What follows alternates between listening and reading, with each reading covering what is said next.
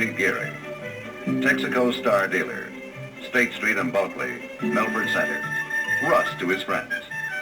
And also husband and father. Married 16 years, 4 kids. Serviceman.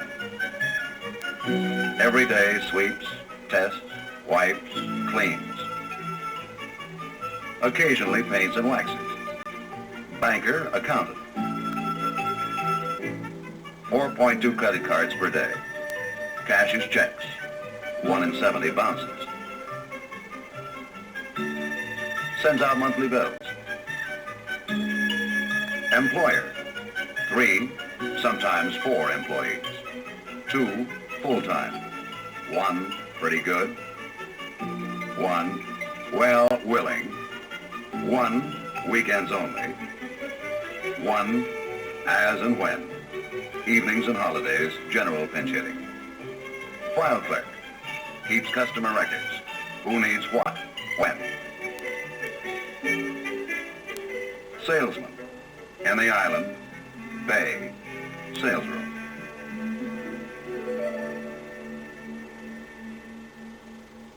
This is Russ Gearing, Milford Center, USA, owner of one of the most successful service station operations in the state.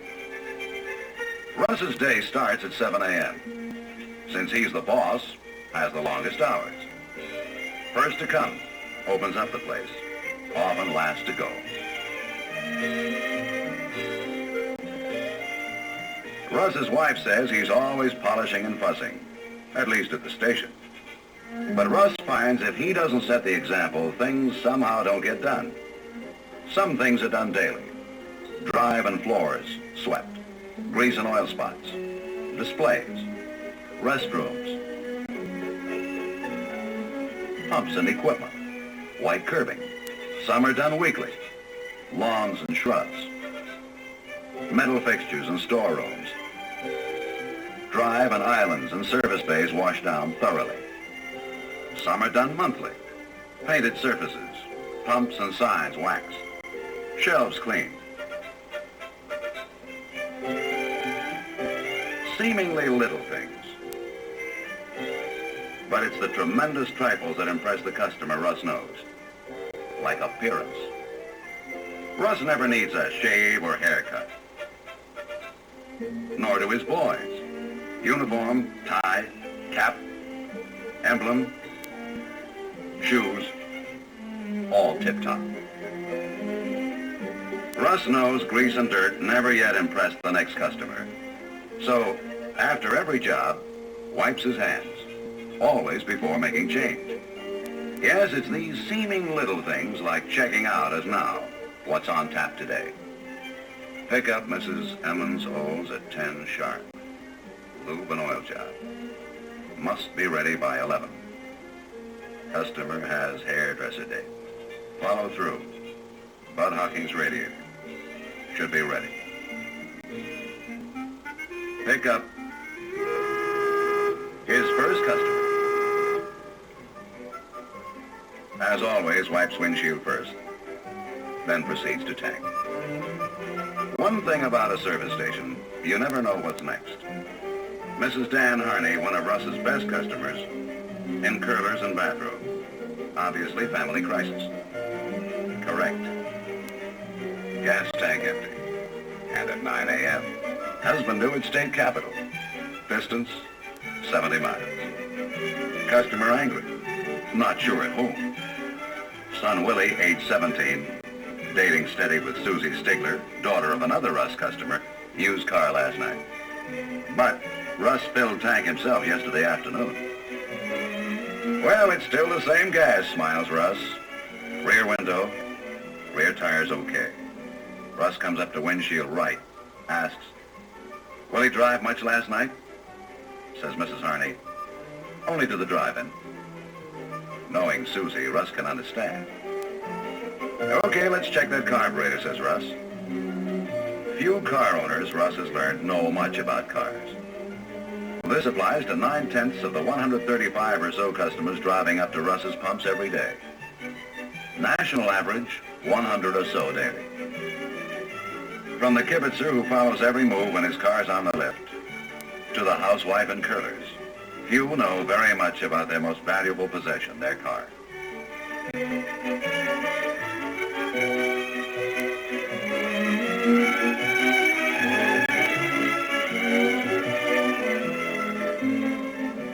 For every other business, for the butcher, baker, candlestick maker, for each, like Mrs. Harney now, the customer checks her needs, makes her shopping list. But Russ's customers rely on him to tell them their car needs, knowing they can trust him to service the car and keep it running safely and economically at peak performance, or warn them of potential trouble spots.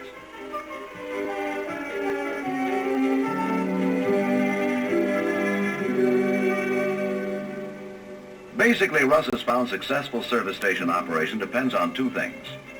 One, knowledge of normal car needs. Filling gas and oil requirements is not enough, especially with a lubeless car requiring, according to the advertising, practically no attention. Russ has seen service station buying habits change. More inspection and preventive maintenance, fewer parts requiring lubrication. TBA, once a sideline, is now a major part of Russ's business, as increasingly he takes care of all the car's normal needs for steady customers.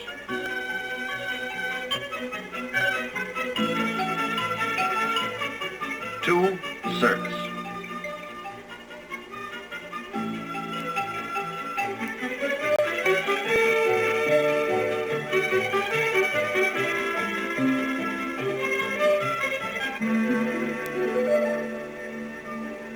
A friendly, courteous manner is the breath of life to the service station.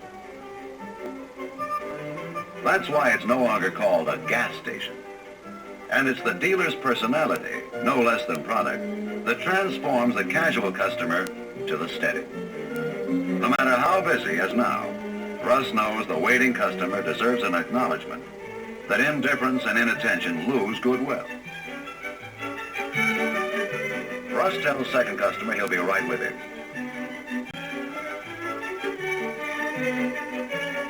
Returns to first customer. Almost 7:30. One of Russ's boys, Jim Minton, is due soon. Here he comes.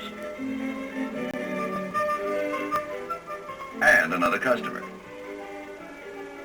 Going to be a busy day, like every day with Russ.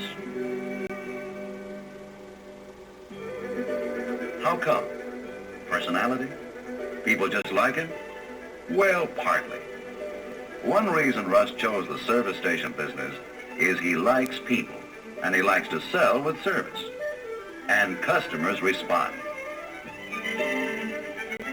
Customer service acts like money in the bank.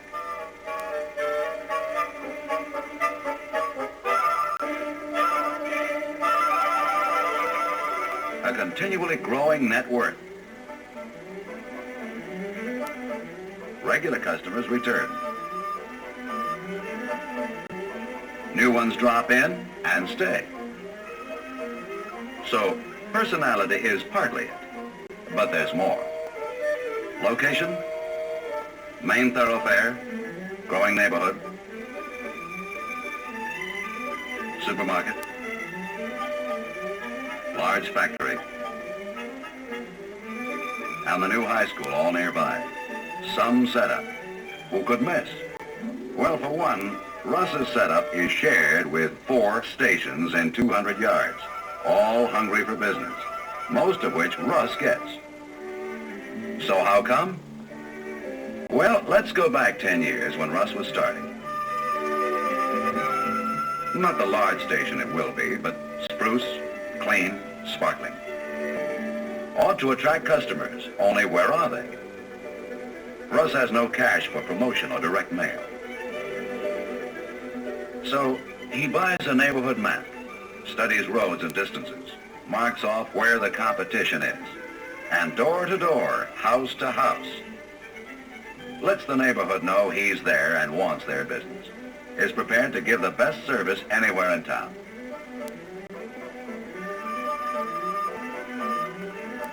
Inexpensive, effective, Because Russ finds, as many have, just telling folks about his station and his service starts bringing people in. 1 in 5 of those called on, he finds, actually show up at his station. Also, 1 in 3, he finds, are floaters, no steady station. These he wraps up fast. And he finds, too, almost everybody of all service station qualities rates customer service first. When customers shop around, dissatisfied, it's almost always because of indifference, lack of service. So that's how Russ got his first customers. Went out to bring them back alive. Still does it, too.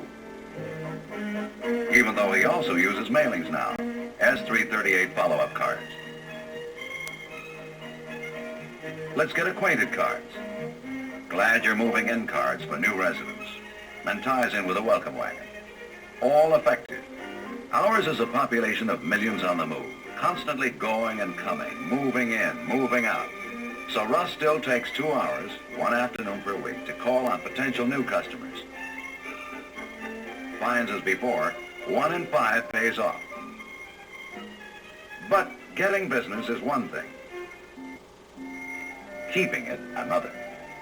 And Russ has kept his business by giving all customers, as he says, the best service anywhere in town.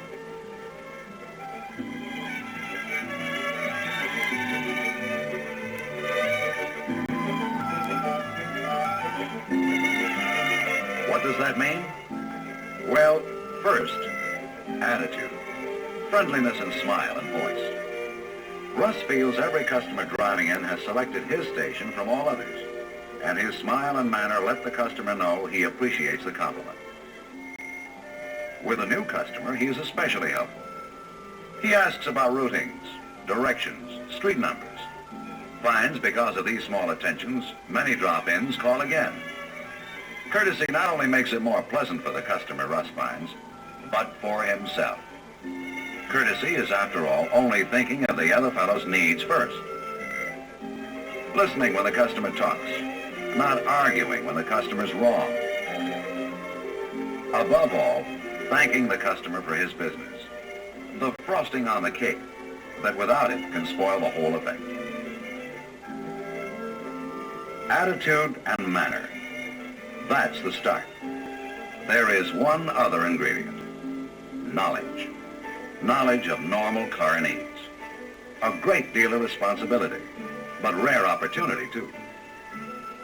As the customer increasingly depends on the service station for car inspection and preventive maintenance, for overall servicing, next to gas and oil, now the biggest part of Russ's business. And each year it's getting bigger. More services such as PCV and tune-up, more parts at the service station, fewer proportionately from other sources. This means every car driving up the driveway now is a sales prospect for this new kind of service. Russ doesn't call it selling. No gimmicks, no high pressure. He never tries to sell a product because the baby has a cold and he needs a sale. To Russ, it's simply another customer service to check out everything that time and the customer will allow. Sure, we know with 70 items plus, obviously Russ can't check them all.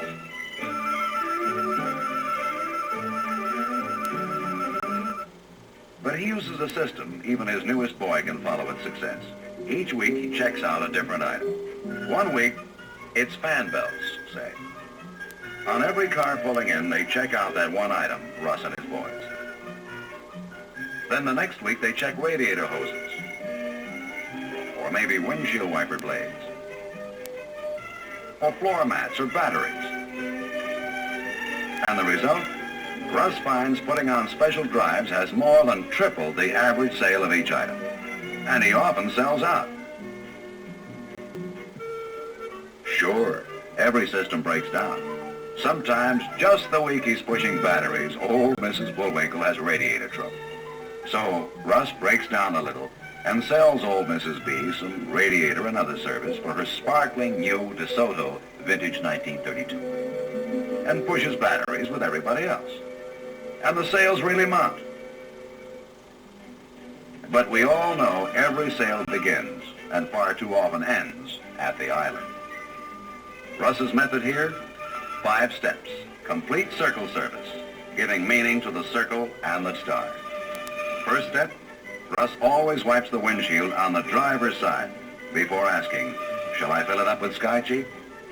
That way, research shows, leads to selling a full tank 4 times out of 5, instead of often 5 gallons or $2 worth. Step 2, fills order, cleans rear windows, inspects rear tires.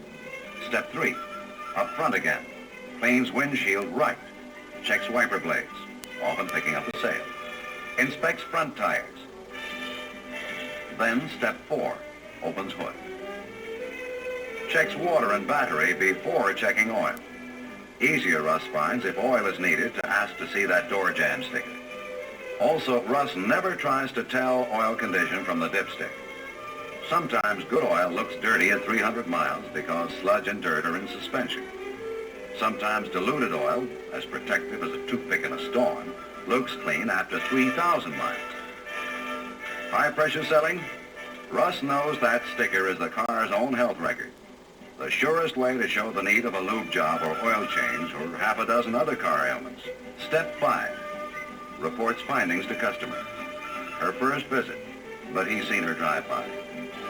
Getting close to a lube job, ma'am, says Russ. 1,800 miles. Says customer, not now, thanks. I haven't time. Ever heard that before? Standard objection 26Z. But not with Russ. He says, we'll be happy to do it any time you're around, ma'am. Then adds, don't I know the car? Usually with a flock of kids and 2 dogs. Customer laughs. People like it if you know who they are. Asks Russ, are you the family bought the Clemens house next to the church? Customer says yes, smiles, leaves. But she'll be back. Russ has been friendly, courteous, mindful of her interests. And he'll be sure to send her a card reminding her about that lube job. Maybe even offer the first one free. Yes, she'll be back. Okay, we know it isn't always that easy. But what's important, Russ tells his boys, is check things out. It's in the customer's interest and produces sales. Nose around the car.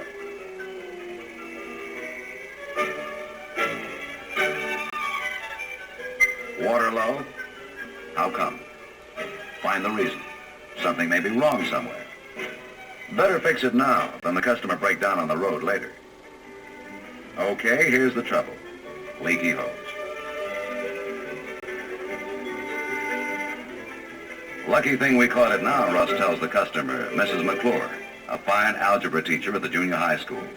But what she doesn't know about cars would fill a large rubbish bin. Customer asks and means it. Is that hose important, Russ? Everybody to his trip.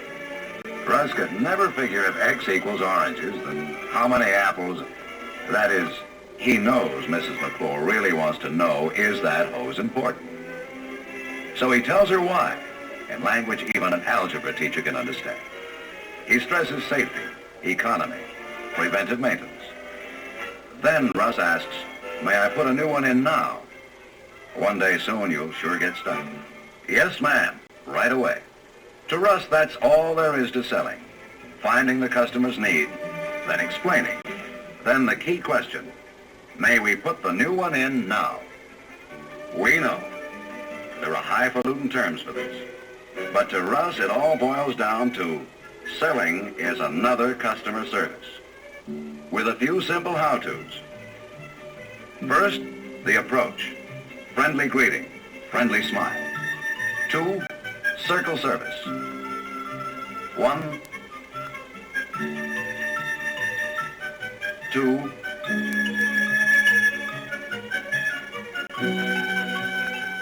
3, 4, 5 steps around the car.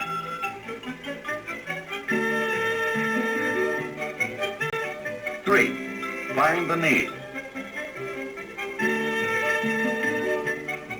Sometimes from the door jam sticker, sometimes in the bay. Also, check that weekly item. 4, tell the customer. That tire's kind of worn. Could be dangerous. That battery has a bad cell. Could hang you up on a long trip or night driving. That fan belt's going to go any second. Sure, sometimes the customer won't listen when you say, the generator's flashing red on the dashboard, better check. But most customers Russ finds will listen, are concerned about safety, economy, and protective maintenance. So he explains why that fan belt or hose is needed, why it's important to the customer. Then the key final step. Put the new one in now, Mrs. McClure. Ask the customer to buy. Okay, we know there's the guy who says, can buy it cheaper, Mac. Or, sorry, haven't time, Mac. Or, well, it's been okay till now. Or, new part. No, sir, gonna trade this